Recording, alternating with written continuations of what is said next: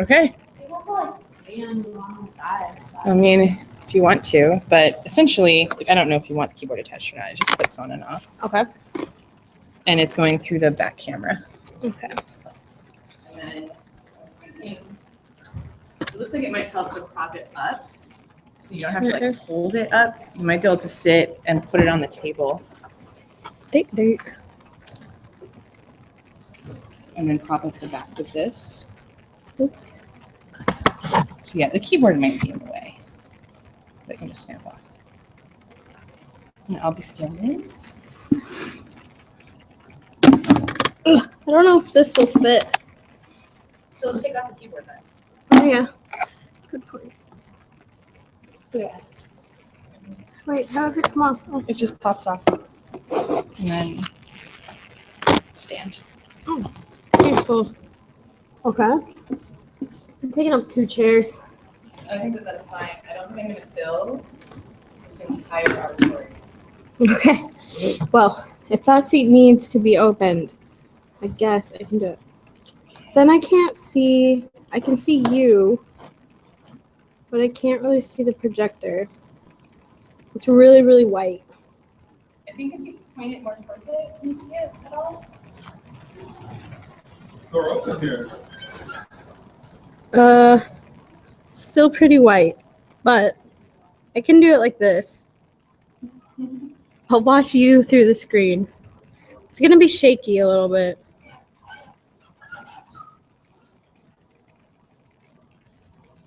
Let's ask Andrew about it.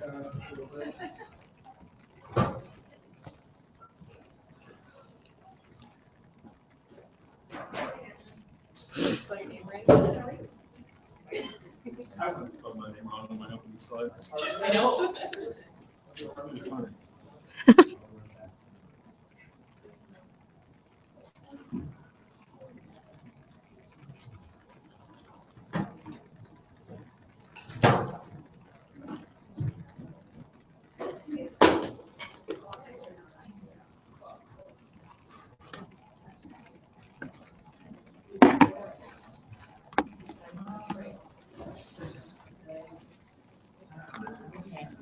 So if you need to communicate with David for troubleshooting, if you wake up my phone, it should go right to the screen. Okay. I wouldn't look at the other hangouts. There's Okay. one in particular to be able to talk. That I shouldn't look at. Is that gonna work? Oh, kind of. We can't really Yeah. see the screen and me very well at the same time. So Are they gonna? okay. So Robin's here. Okay. So you might have to share the link with David or whatever. it For is. Robin. For Robin's thing. Okay. So now I have to talk to. Should I go talk to him? Yes. Oh God. Oh God. Thank you, Molly.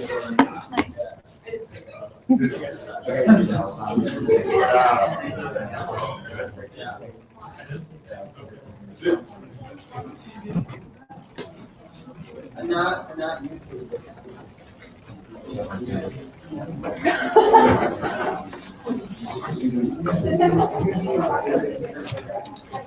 What up? She said I might have to share the link, your link, with someone. I don't Yes. know. Do Okay. you know who? I know, and I can contact him.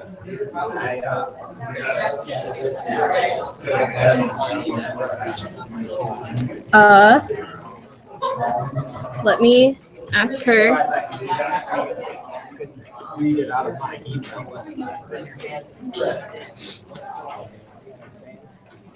Yes. I think. Let's see.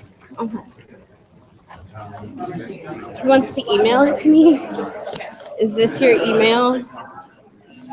Yes. And what's the AEST. Here, I'll write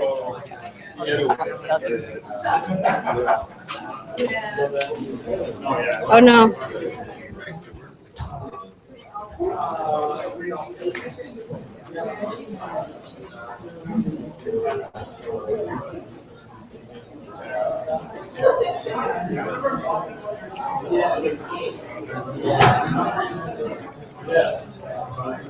It's written right there. Status at Okay. gmail.com. AESTAT. Got it. I can do this. And then you can get back to Hangouts. There. Okay. Send it. My Hangouts is on here. It's my Yes. chat with David, so you just do it there as well. Okay.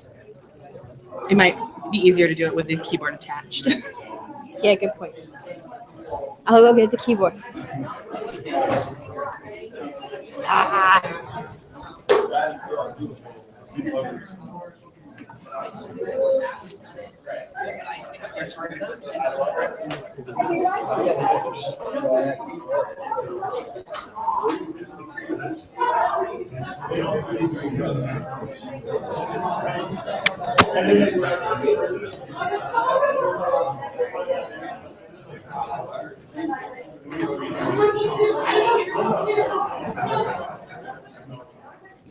Isabel S just sent you a message. What'd she say? Hi, go Rocket. Something is happening on your screen. What's that? I hope someone's not viewing this right now. I'm gonna be Yeah, my busted. husband is. Oh God. Okay. Can you ask David on there if he got the link? I just forwarded it to him. I'll forward it to me as well.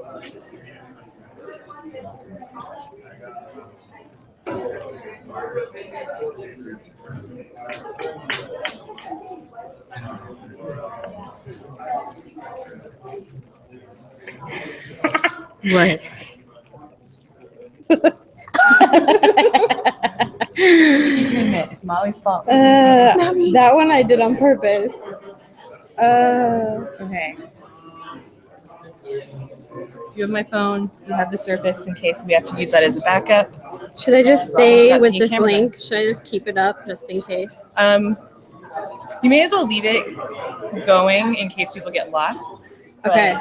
Because someone, Isabel, I think, is watching it, and she So, won't yeah. have the new one. Well, David's going to post the new one to Facebook as well. Okay. So just if you can type into her message, there's a new link coming that will be more stable. That'd be great. Okay. We have 1, 2, 3. I see all my professors. I put it up there. Okay. Thank you.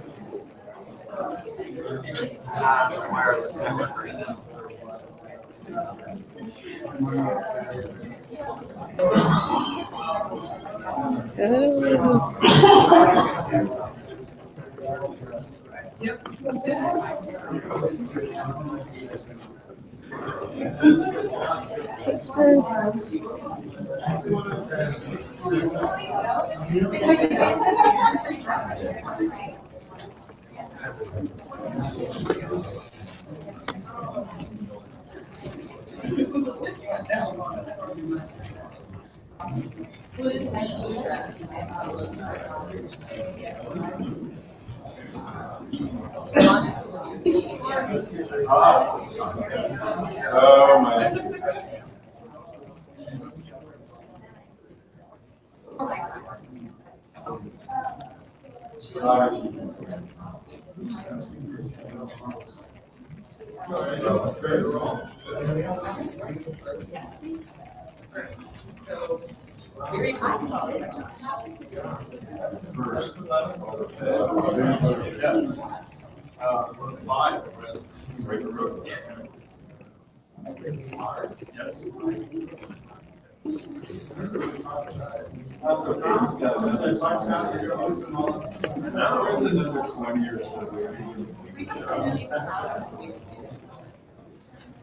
Okay.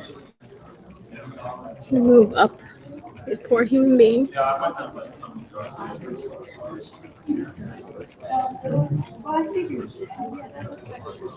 Poor people. I know, it's true. I lost the.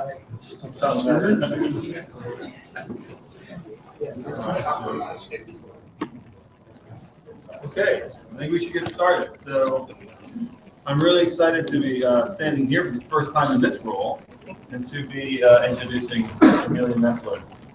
So Amelia grew up in Juneau, Alaska, and made her way south to Portland, Oregon to little shout out there from Holly, to attend Lewis and Clark College. Where she graduated with a degree in biochemistry in 2003, and she stayed in Oregon and joined Dr. Eric Parkinson's lab at OHSU. She stayed there as a research assistant until she made her way all the way out here to Madison to join the acting program in 2009. Impressively, she also became an MD-TG trainee and an NSF graduate scholar during her time here. So 2009, of course, was also my first year here in Madison. And so Amelia, along with Sarah McGill and Josh Carson, became the first students to join my lab. I say that in quotes because, of course, at the beginning, there's not much of a lab. And I think the decision to join a brand new lab, sort of, I don't know, somewhere on the spectrum of adventuresome, maybe like naive. But whatever the case, it meant a lot to me that Amelia and the others signed on. And you know, because graduate students, of course, and postdocs and those joining the lab don't work for the PIs. They will work with the PIs, and it's sort of a partnership that develops. And it's important that you develop trust and communication and have common goals and have common core values. And those first group is really important establishing this. So very appreciative of that. Of course, any partnership also helps out if you like the person a lot. And there's a lot to like about Amelia. Who is fun and interesting. Amelia marks us to her own feet in a way. She likes ferrets and computer games. She was probably the only person in Wisconsin who didn't know who Brett Favre was. Most days of the week, I don't know what her shirts mean. Many conversations with shirts come straight as I think to myself, why is the cake alive? I haven't figured that one out yet. But as a colleague and a scientist, Amelia is very sharp. She's engaged. She's the student who, in a group meeting, when someone's giving a presentation that's nothing to do with her own research, no impact on her personally, will stop and say, okay, if I'm hearing all of this correctly, you're telling me this and this and this. And they'll ask a pointing question. Because she's interested. She's interested in science. She's interested in the group as a whole. And these things that are so important for establishing the laboratory. She's a real multitasker. She's great at learning new things quickly. She's adaptable and resilient, as science makes us be many times. She works well in teams. She keeps her lab bench and her desk immaculately clean. Okay, that one likes a cake. That's a lie. This is a disaster, actually. Whoa.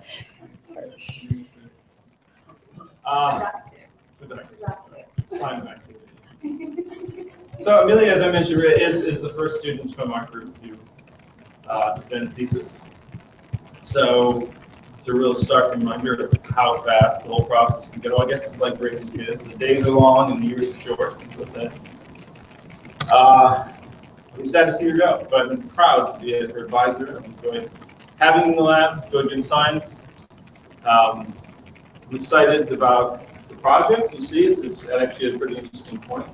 Even more excited to track you next week. So with that, I'm excited to turn the floor over to the soon-to-be Dr. Nestler.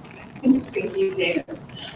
I wanted to start by telling you a little bit about why I became interested in science. And it really came down to my high school chemistry class. I was absolutely fascinated by the idea that all of these solid objects around us could be made up of tiny little molecules that come together to form these intricate arrays of possible objects. I was so excited I TA'd for my chemistry teacher the next year. And one day I was cleaning glassware in the back of lab and she came up to me. She said, "Oh, Amelia, you are so good at cleaning glassware. You're going to make someone a wonderful wife someday." She turned away, had a thought, and turned back to me and said, "You have to meet my son." That's not the man I eventually married, though I did one day meet him, and he, like myself, was sane and realized that an arranged marriage between a 16-year-old and a 26-year-old was probably not the best of ideas. Now, I did have amazing mentors at Lewis and Clark College and at Oregon Health Sciences University who never once suggested that my goal in life was to be a wife. But I'm not sure I realized quite what I was getting into when I came here to the University of Wisconsin-Madison. The quality of the science here is outstanding. From the professors all the way down to the undergraduates.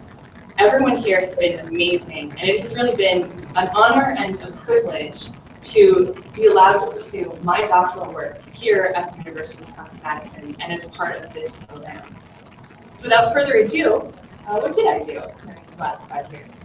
I focused on post-translational modifications on mitochondrial proteins and how those modifications altered their activities. Now, most of us were at Dave's tenure talk not very long ago. We heard a lot about how mitochondria are more than just the powerhouses of the cell. That's what you'll hear if you talk to someone on the street. Mitochondria make energy, and that's pretty much all they covered in biology class back in high school, and pretty much all anyone remembers. And it's true. Mitochondria are responsible for the vast majority of cellular energy production. Through a wide variety of pathways, they're able to process many different kinds of macronutrients generating energy. Mitochondria must be regulated so that the correct macronutrients are selected for processing, while others are generated for storage. Mitochondria are also critical to processes like calcium homeostasis and signaling. Mitochondria function as a calcium store. When calcium is released and calcium levels spike, it initiates a signaling cascade. So mitochondria are really at the center of not just energy production, but also signaling, which can also occur through reactive oxygen species. These are generated from electrons that leak out of complexes 1 and 3 in oxidative phosphorylation. And in small concentrations, they form important signals, small stress responses that prime the cell for future larger stresses. However, if the concentration of reactive oxygen species is ever too high, that causes damage to proteins, lipids, and DNA and can eventually lead towards damaged and malfunctioning mitochondria. That leads me to the concept of apoptosis, programmed cell death. This process is vitally controlled by mitochondria as a vital part of the signaling cascade. When apoptosis does not occur properly, you end up with proliferation of cells in areas where they should not be proliferating, things like tumors and cancer. In the end, all of this really comes together to the idea that mitochondria are master regulators of metabolism. They are involved not only in ensuring that the correct macronutrients are used to generate energy and the correct storage forms are being generated, but they're also involved in multiple signaling processes that determine the fate of the cell.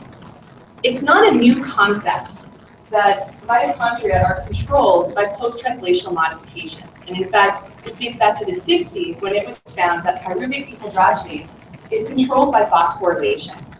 Phosphorylation can occur on many different amino acids, but in my research, I focused on serine phosphorylation. You start with a small neutrally charged amino acid. A kinase adds a phosphate group from ATP, generating a large, negatively charged bulky group. This can then be removed by phosphatases. Multiple kinases and phosphatases have been found to localize to mitochondria or even to share localization between mitochondria and other compartments in the cell. Ongoing work in our lab is actually working on identifying the specific substrates of some of these kinases and phosphatases. What's come up in more recent years is that mitochondria are also governed by lysine acetylation, which is really poised to sense changes in metabolism. Now, lysine can be modified in a wide variety of different ways. Specifically with acetylation, we start with a long, positively charged amino acid. The acyl group comes from acetyl-CoA and neutralizes that charge.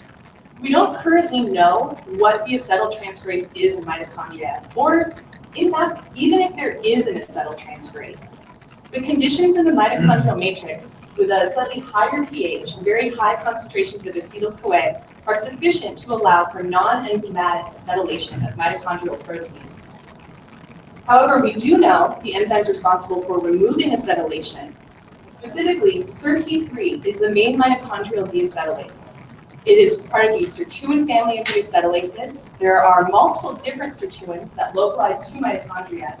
And in recent years, it's been shown that the other mitochondrial sirtuins are not in fact deacetylases, but are involved in either removing or adding other post-translational modifications. Now, this acetylation is added by acetyl-CoA, and NAD is used to remove acetylation. Those molecules are really poised to tell us what the energy status of the cell is. When acetyl-CoA concentrations are high, the energy status of the cell is high.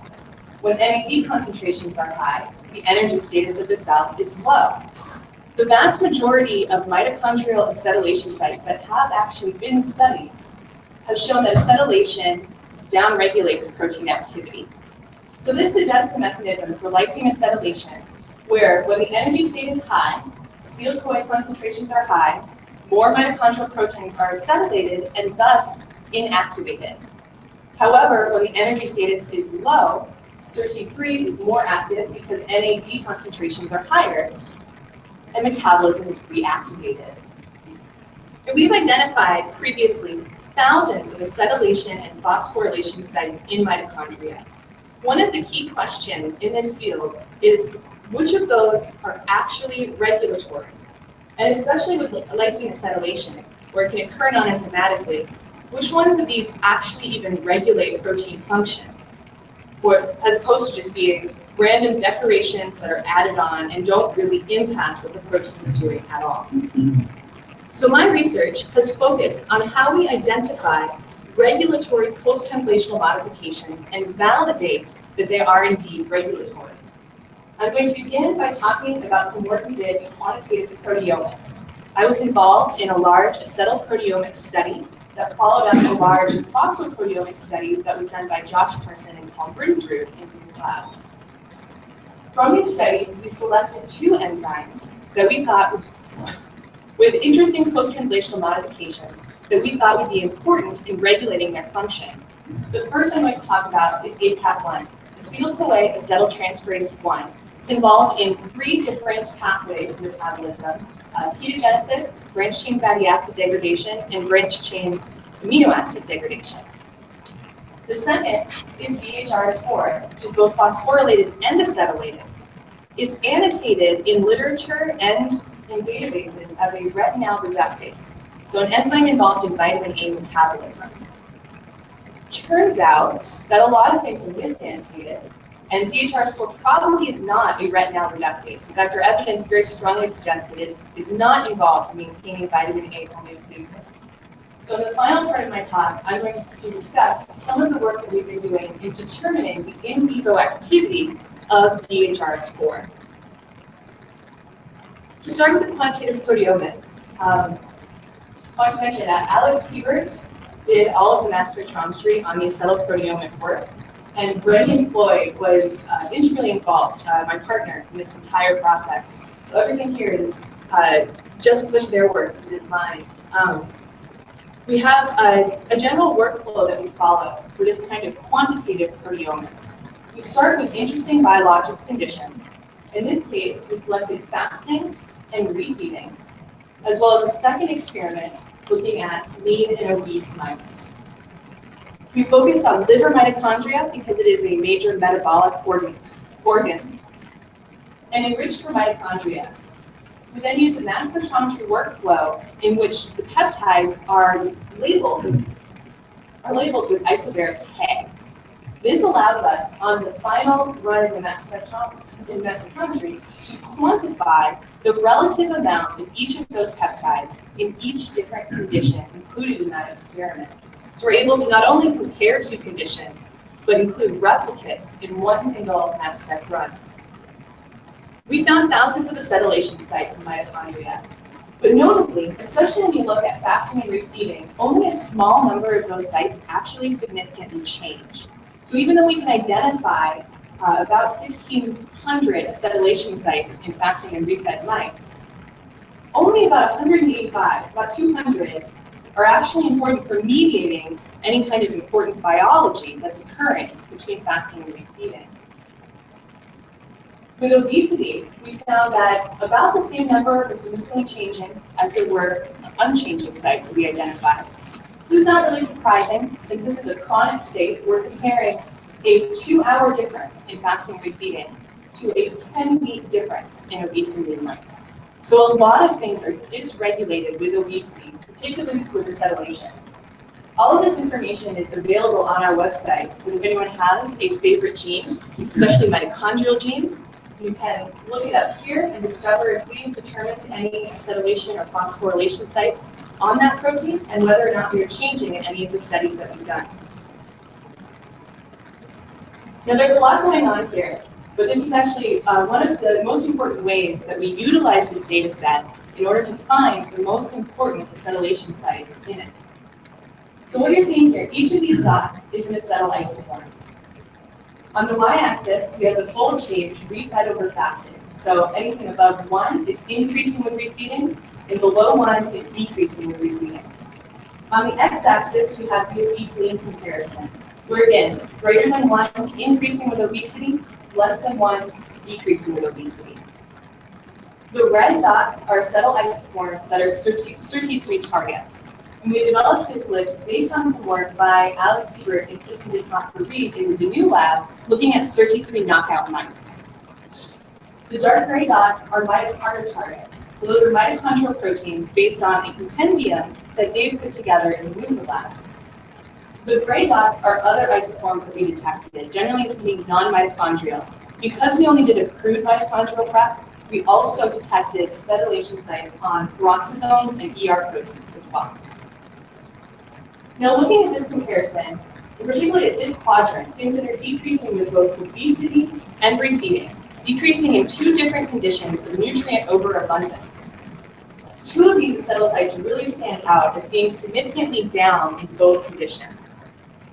Those 2 sites belong to the same enzyme, ACAT1, acetyl-CoA acetyltransferase 1, lysine 260 and lysine 265. We selected this enzyme for our first validation studies. And again, this was really done in partnership with Brendan. In order to study how acetylation impacts the activity of ACAT1, we used an orthogonal translation system to purify site-specific acetylated ACAT1 from E. coli. So in this system, we're able to genetically encode acetylysine. So we purify acetylated ACAT1 at a specific residue, as well as wild-type unacetylated ACAT1. We can then compare their activities plus and minus SIRT3. Notably, we did verify that our acetylated ACAT1 and our wild-type ACAT1 were correctly acetylated and unacetylated via mass spectrometry in Western blotting. If you look at the activity assays for the velocity on the y-axis and the concentration of CoA on the x-axis, the dark gray lines are wild type. The dotted line is untreated, and the solid line is treated with SIRT3 and NAD. There is no difference in activity with the wild type enzyme upon treatment. Exactly as we would expect, as wild type ACAT1 in this scenario has no acetylation. However, when lysine 260 is acetylated, we see a lower activity than when we treat it with SIRT3 and NAD. It remains wild type activity. We did a similar experiment using lysine 265 and found essentially the same results, where lysine 265 acetylation decreases activity, treatment with SIRT3 and NAD recovers wild-type activity. So how does acetylation impact the activity of ACAT1? We worked with Craig Bingman in order to model what happens when those lysines are neutralized on the structure of ACAT1. So here is lysine 260 with the surface electrostatic environment shown. The molecule bound here is CoA, and notably this is lysine 265 right here. If we project that positively charged surface into space, you can see the cloud of positive charge that completely encompasses some of the phosphate on CoA, as well as the surrounding area. When that lysine is neutralized, and you remove that positive charge, you lose that positive electrostatic environment around lysine 260 that encompasses the phosphate on CoA. So we propose that ACAT1 acetylation impacts CoA binding via charge complementation. Which leads me to my model of what's happening with ACAT1. So ACAT1 is active when it is not acetylated. It is less active when it is acetylated. In the fasted and lean state, ACAT1 becomes acetylated, increasing its activity. In the obese and lean state, SIRT3 activates ACAT1, restoring it to normal activity. Now, I mentioned earlier that ACAT1 is involved in 3 pathways. Those 3 pathways are not simultaneously induced in any of these conditions. We think it's very important to look at post-translational modifications across entire pathways to really understand the contribution of these modifications to changes in metabolic flux. And I have 2 examples here showing the cumulative phosphorylation and acetylation sites across 2 pathways that ACAT1 is involved in. The gray dots are phosphorylation sites that were identified in the study by Paul and Josh, and the white dots are acetylation sites identified in the study by Brendan, Alice, and myself. So you notice that in ketogenesis, there are 4 enzymes involved, and all of them have multiple acetylation and/or phosphorylation sites. With branched-chain amino acid degradation, there are numerous enzymes, and all of them, again, are modified, with the exception of BPAD, which is cytosolic, so it was not detected in our study. I propose that post-translational modifications regulate flux through these pathways via the combinatorial set of modifications present on the entire pathway. So it's not just ACAT1 acetylation that determines whether or not ketogenesis occurs. It's not just ACAT1 acetylation that determines whether or not branched-chain amino acid degradation occurs, but rather the combination of many different phosphorylation and acetylation sites on all of the enzymes involved in the pathways. This brings me to my second example of validation, DHRS4. And this was an enzyme initially selected by Paul Grimsrud, a postdoc in our lab, who was also involved in the phosphorylation study I mentioned. DHRS4 is dehydrogenase reductase, SDR family member number 4. It's predicted to be involved as a retinal reductase in vitamin A metabolism. All of these enzymes, all the SDR enzymes, use NADH or NADPH for some kind of oxidoreductive chemistry. We identified numerous post-translational modifications in our lean and obese studies. And I have both acetylation and phosphorylation sites shown here with the log2 fold change on the y-axis. The relative amount of the modification in lean is shown in light gray or light pink, and in obese, dark gray and dark red. The red ones are residues that are conserved between mouse and human. Not necessarily that this modification is conserved. We did not grab some human livers for this yet. But that residue is conserved, and the possibility of it being modified is present in both human and mouse.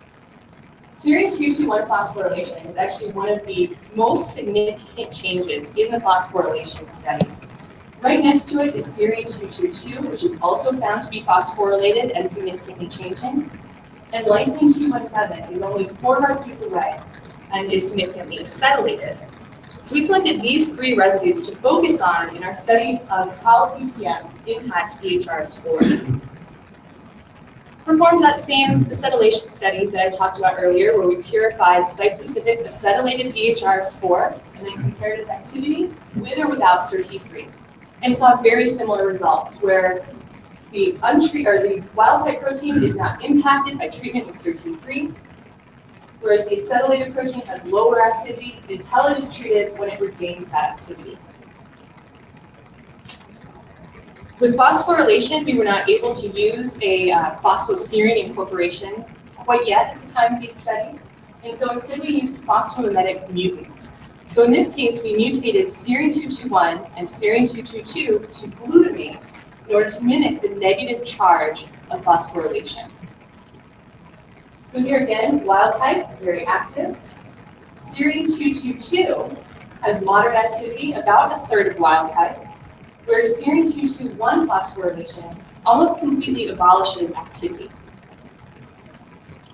These post-translational modifications are on a binding loop involved in coordinating the nicotinamide ring of NADP. So this crystal structure here is actually a crystal structure. It's an orphan PDB file that was crystallized by the Structural Genomics Consortium in Oxford. So there's no papers written on this yet. Here is a loop that is involved in coordinating this nicotinamide ring, the business end NADP. Here is serine 221 and lysine 217. Now this nicotinamide ring has to be held in the correct orientation in order for catalysis to occur for two reasons. One is because the hindrances, the puckering of this nicotinamide ring is important in determining its redox potential, but also the orientation of the ring is critical in being close enough to the substrate to allow the hydride transfer from nicotinamide as well as a proton transfer from a tyrosine on DHRS4 in the active site. We propose that phosphorylation and acetylation of DHRS4 at these residues alters the orientation and the binding of nicotinamide. In order to show this, I've been working with Craig Bingman and Bob Smith to crystallize DHRS4. We don't have a structure for you quite yet. We have really wonderful crystals with good diffraction patterns. And so hopefully we'll have some evidence in the next few weeks as to whether or not my theory is correct. Now throughout this talk, I've been mentioning relative fold changes, relative acetylation. And it's important to note that when we talk about a two-fold change, in absolute terms, this could refer to a change of 1% to a 2%. In the case of DHRS4, that would mean that it is 99% active here and 98% active here, which is not exactly a compelling change. However, a two-fold change could also represent 50% to 100%, which is a fairly significant change. In the case of DHRS4, that would be 50% of the protein is active to 0% active. We performed some preliminary stoichiometric analysis with red pots in Kuhn lab. And this is notably on only one lean and one obese mouse so far. We don't have replicates, but we do have technical replicates of the data. So for serine 221 phosphorylation, 5% is phosphorylated in lean mouse liver and 28% in obese mouse liver. We have similar calculations for serine 221, which actually has a fairly high stoichiometry, and lysine 217, which has a very low stoichiometry. And that's consistent with a lot of reports that have been coming out that suggest that lysine acetylation is predominantly low stoichiometry. This data, in combination with my activity assays, suggests that in lean mouse, DHRS4 is about 10% inactive and 90% active. However, in obese mice, it is 70% inactive due to the post-translational modifications and only 30% active, a fairly large change in activity. However, as interesting as this is, how does that relate back to the biology and what DHRS4 does in vivo? In order to study the activity of DHRS4, we decided to generate knockouts of DHRS4 in cell culture. So here I utilized AML12 cells, those are mouse liver cells, and I used CRISPR technology to completely knock out DHRS4 expression. I designed two guide RNAs, and in this process, you design a guide sequence that matches the genomic sequence that you're interested in knocking out. You then transfect that guide with the other machinery of CRISPR, Cas9 and tracer RNA, and that induces a double-strand break at a specific foci in the genome. That break is repaired by non-homologous end joining, which frequently introduces what are called indels, insertions or deletions in the genome. I isolated numerous clones and selected 5 of them, each with unique indels, all of them not a multiple of 3, so that it disrupts the reading frame, as well as 2 wild-type clones that were exposed to all of the same CRISPR machinery, but maintained a normal wild-type DHRS4 sequence. The first experiment we did, and this was with John Steffley in our lab and Anya Albrecht in the Kuhn lab, was to look at retinoids in the DHRS4 knockouts. Remember, DHR score is annotated, and there are published examples of it being a retinal reductase, so involved in vitamin A metabolism. Retinol would be the product of that reaction. So if DHR score is actually a retinal reductase, we would expect a decrease in retinol in the knockouts. We don't see that. There's no change in retinol between the wild type and the knockout. Similarly, retinoic acid is a transcriptionally active form of vitamin A, and again, we see no change in the wild type of knockouts. This is consistent with our in vitro activity data that shows that DHR score is not very active towards retinal, as well as in vitro data from other groups showing that particularly mouse and human DHR score are not very active towards retinal. We also performed some in cellular assays and were never able to detect retinal reductase activity using DHR score. However, because it's involved, it's predicted and has residues that suggest it might be involved in some kind of lipid oxidoreductive chemistry.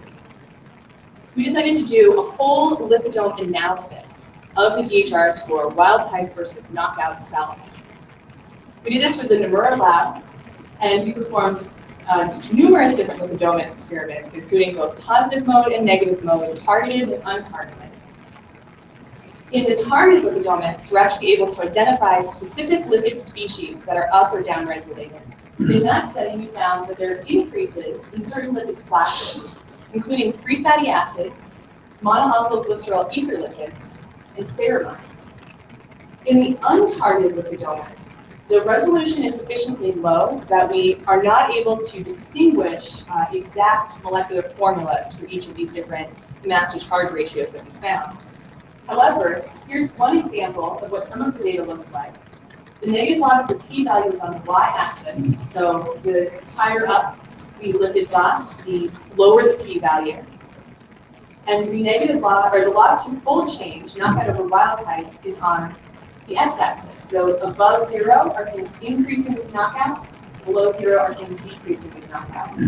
As you can see, most things that are changing are increasing upon knockout of DHR score. However, we did find one species that's significantly decreasing upon DHR score knockout. And I know everyone, you're not seeing double isotopes of each other, so it's actually the same mass to charge ratio. That mass could map to something like uranic acid. And I say could because, like I said, this is sufficiently poor resolution that we cannot determinably say this is it.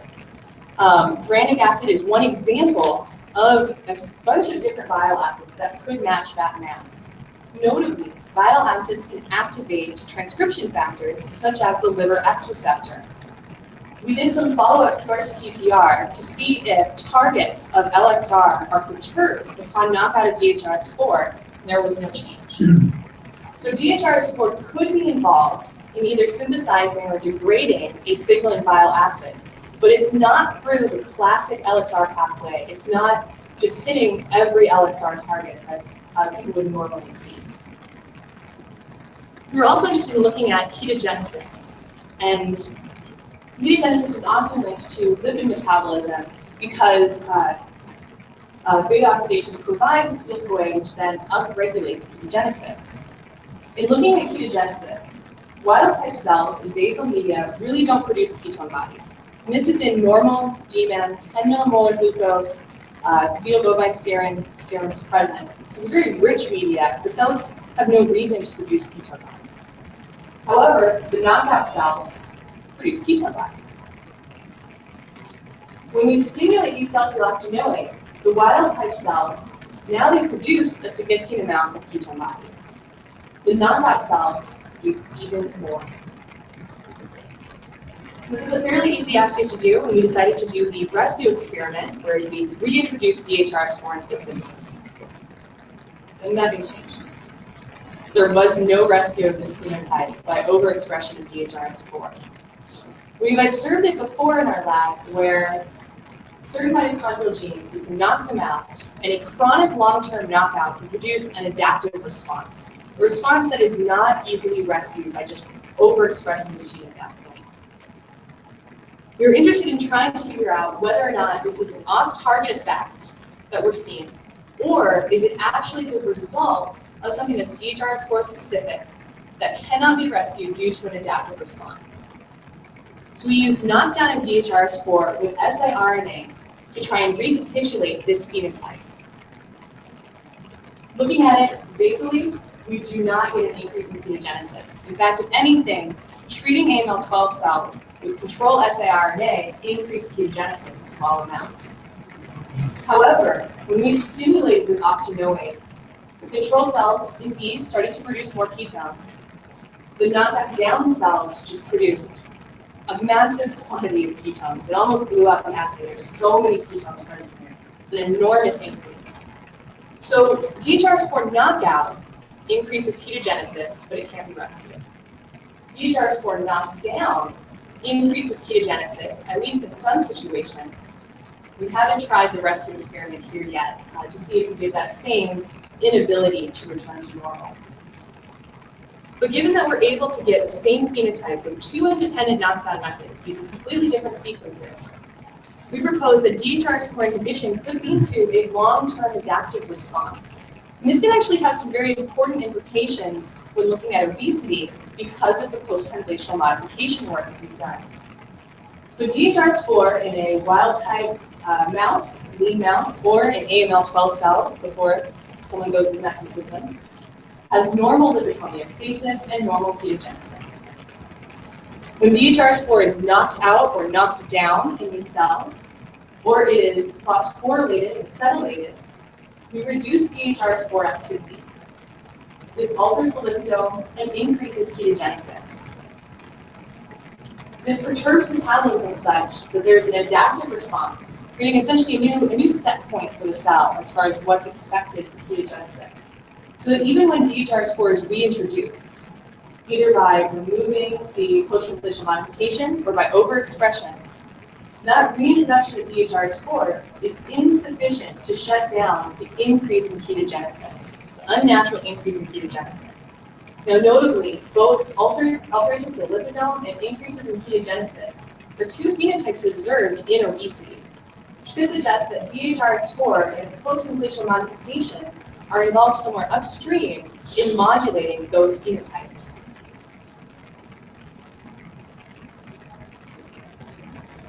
So my research here at the University of Wisconsin-Madison is focused on starting from quantitative proteomics in order to identify interesting post-translational modifications that we think are regulatory.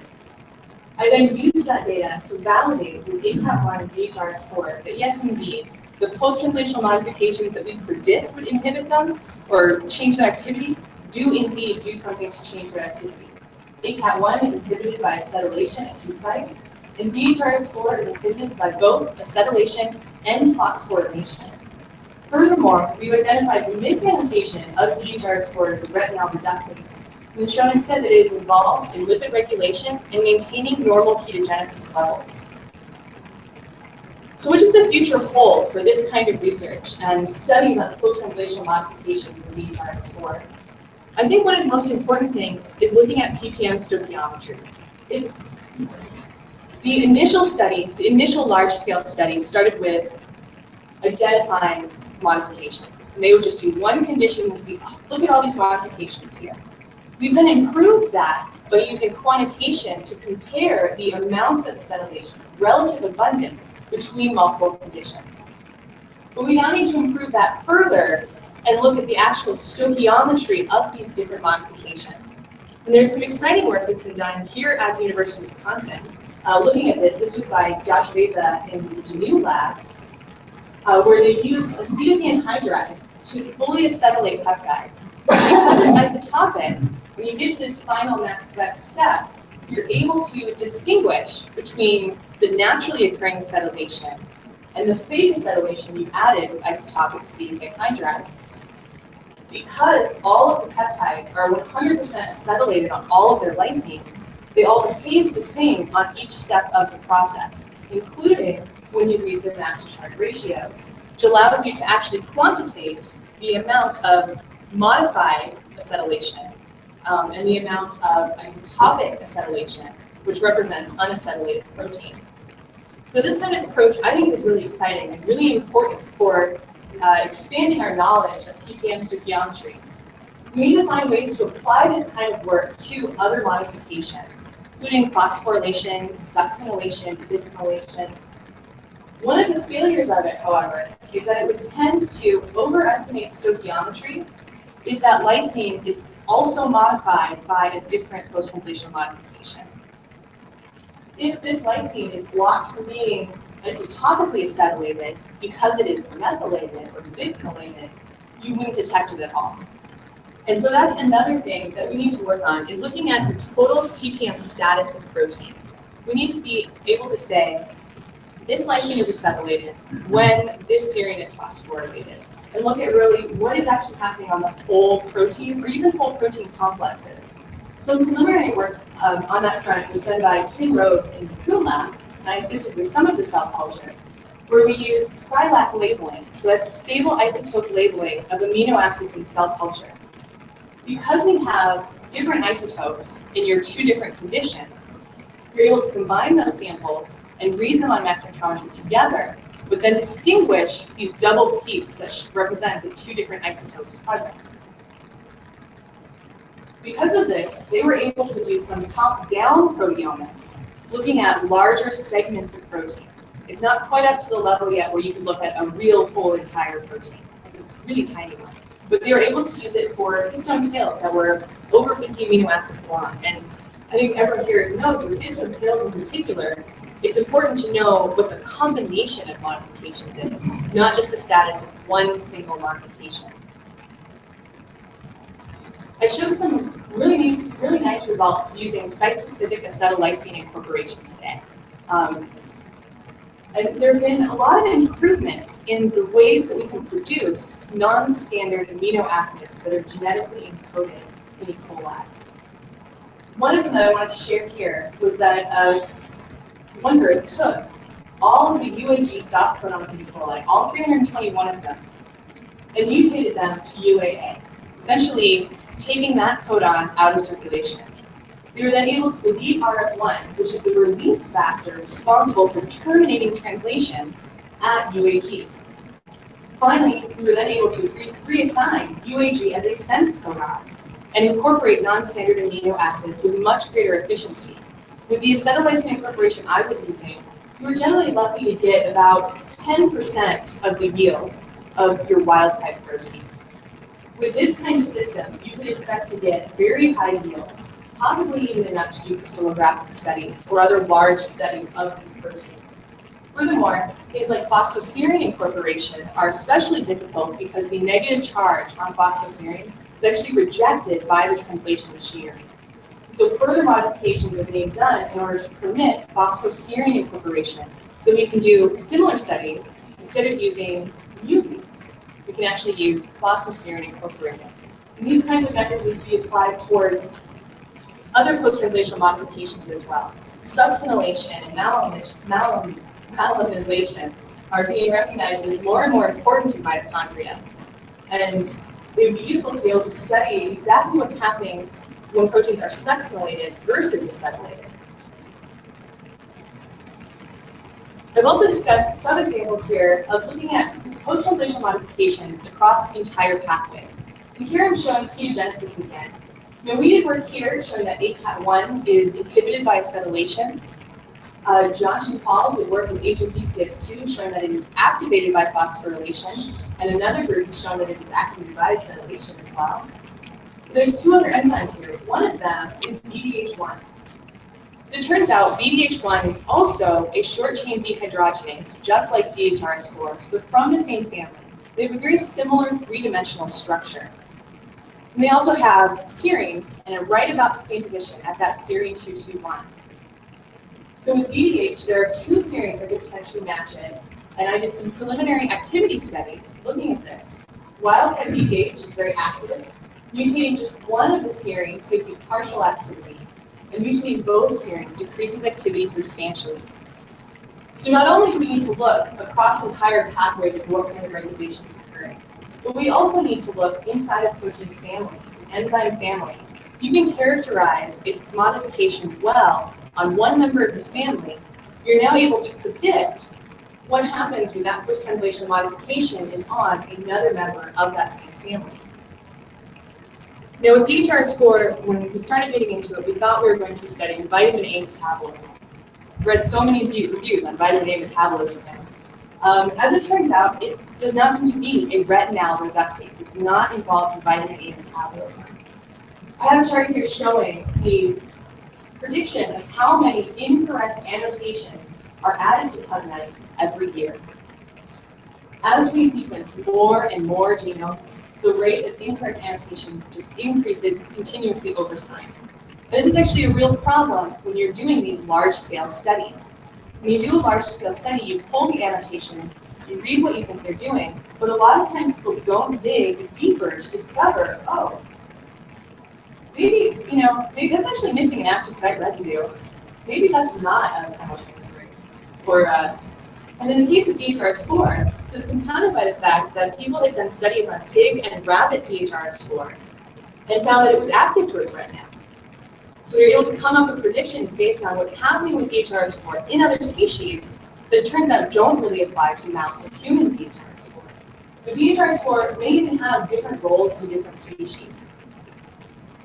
In order to determine the substrate of DHR score, we need to do some more exploration into what kinds of reactions it can catalyze.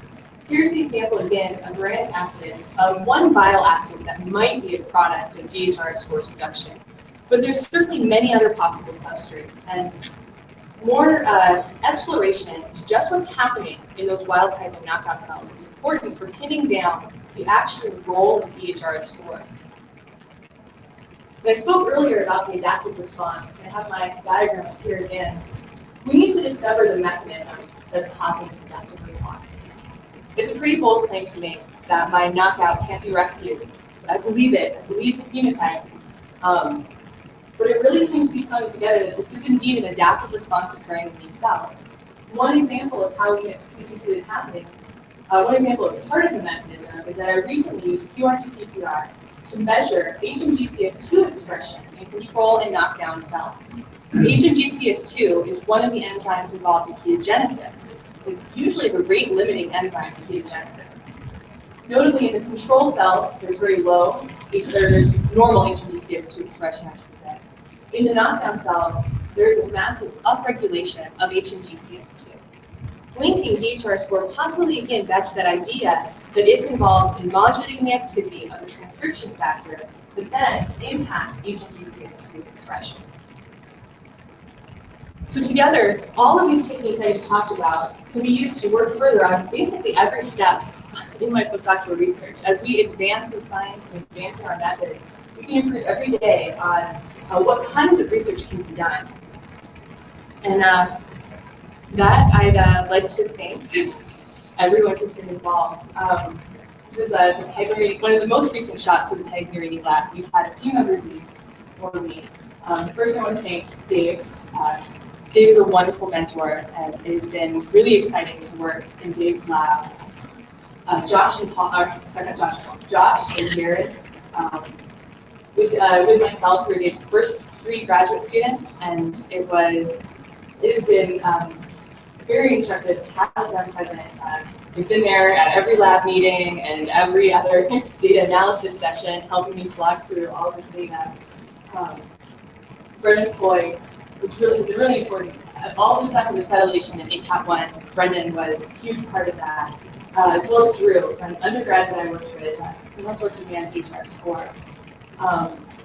Paul picked DHR score, he's a postdoc in the lab. And I probably might say DHR is forever.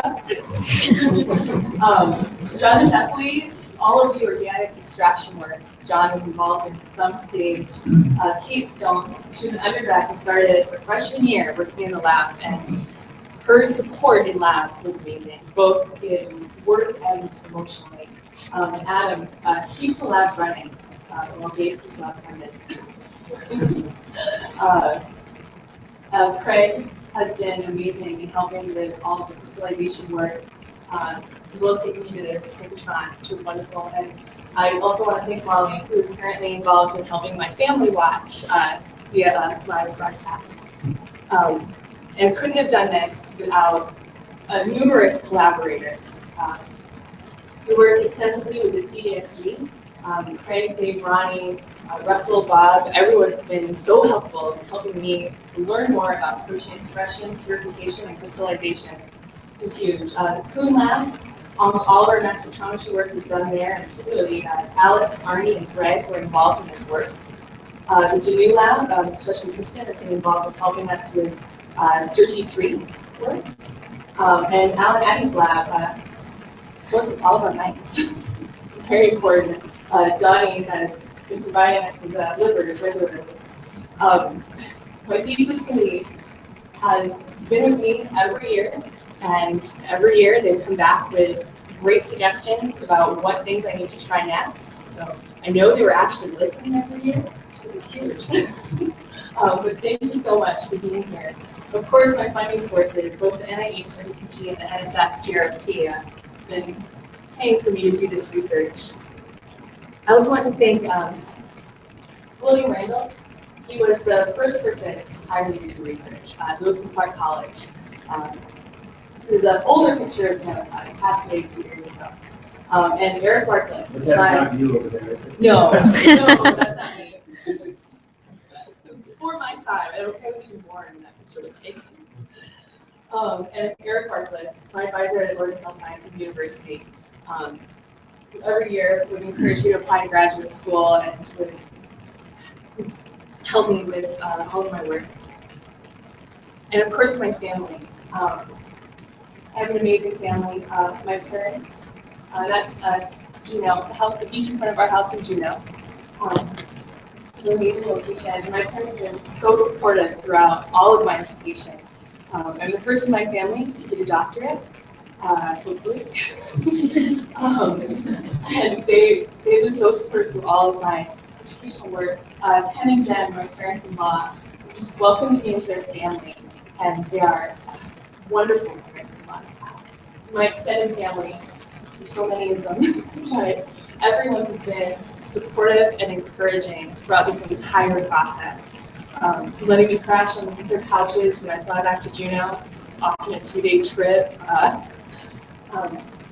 Giving me chances to get home and see everyone. And of course, my husband, David Nestler, has been my rock. He's been with me through all the highs and all the lows of doing research. He would listen to me at night when I get home, excited about an experiment. The ketone bodies are so high. And just be like, yes, honey, that's wonderful. But also through the lows when I come home and just had a bad day in lab. He's always had the ability to cheer me up and help me keep going.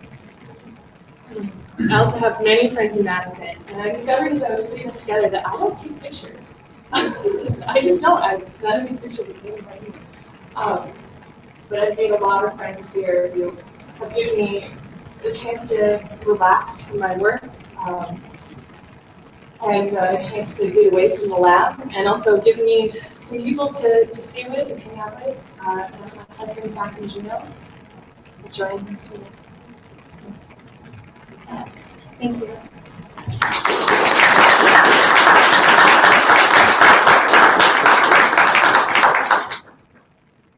Okay, so let's ask Amelia some questions. Maybe we could start with some of the thesis committee here, since we'll have our own time.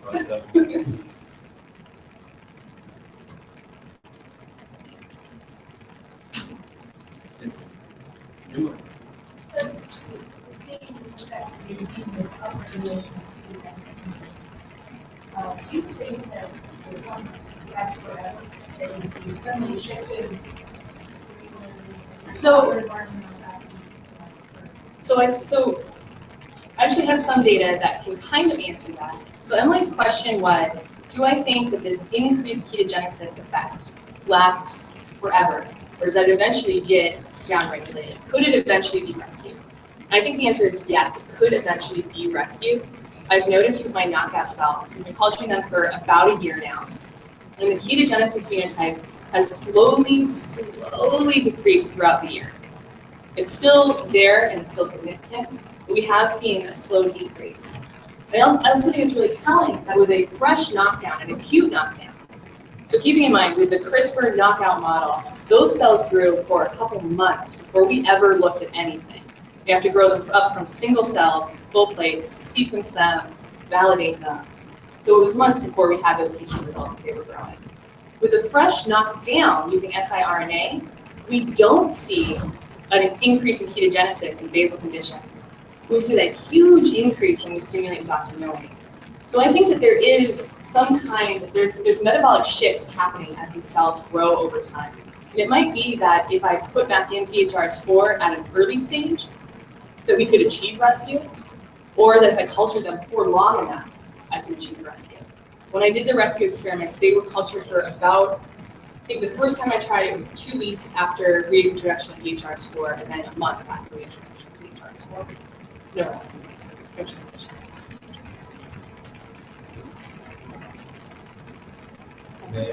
You showed that there's thousands of different PTMs that exist on proteins, and in specific, you showed that 6 of them across 3 proteins are in the active site and may affect the activity of the enzyme.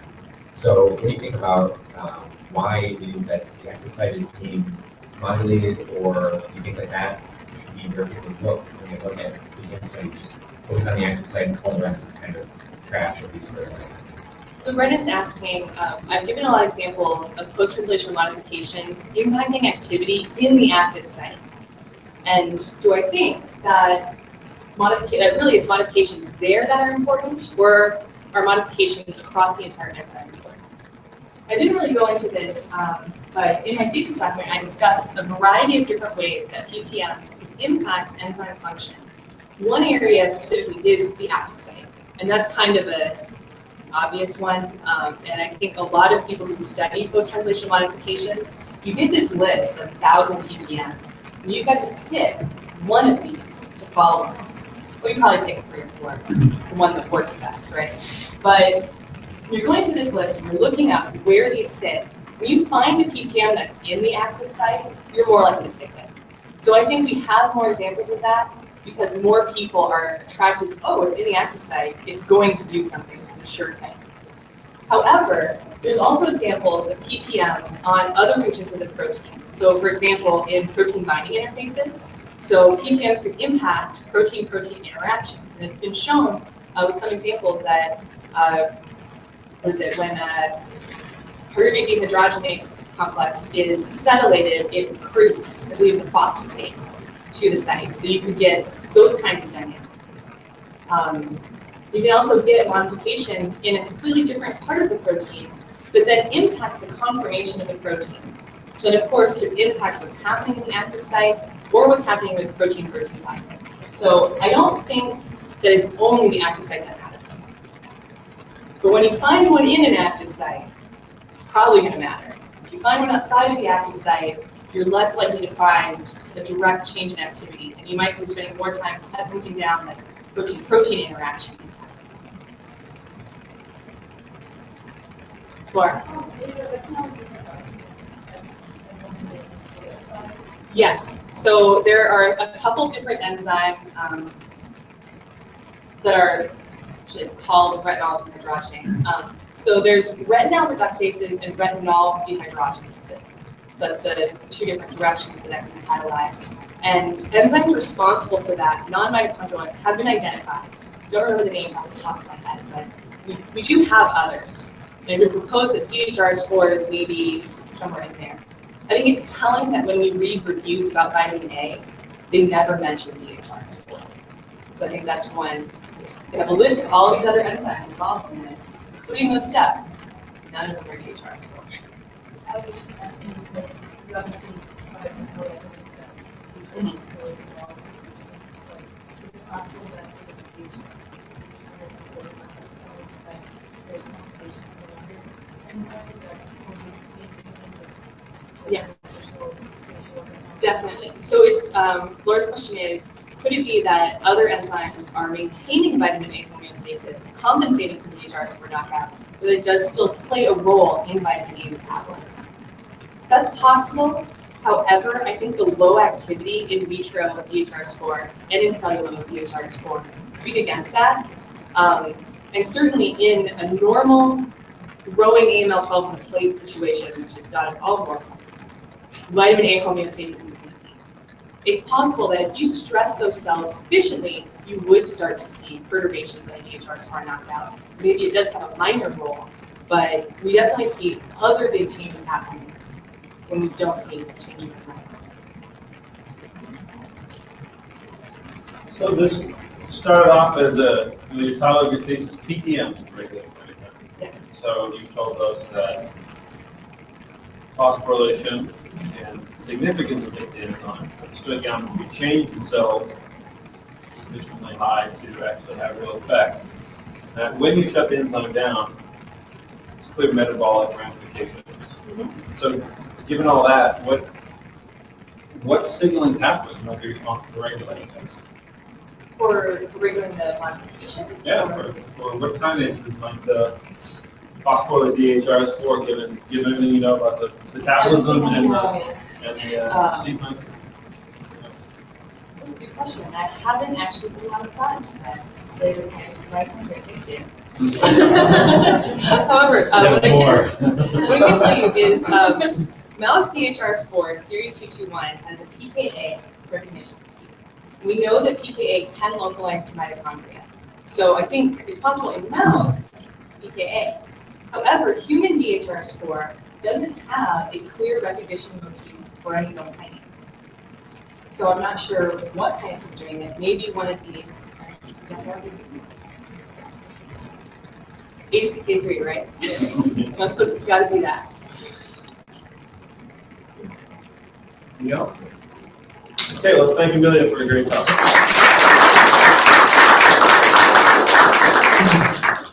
We have to take her to a private event, Yes. but after that, we are going to be heading over to the set at Union South. Another room. So please join us if you're available.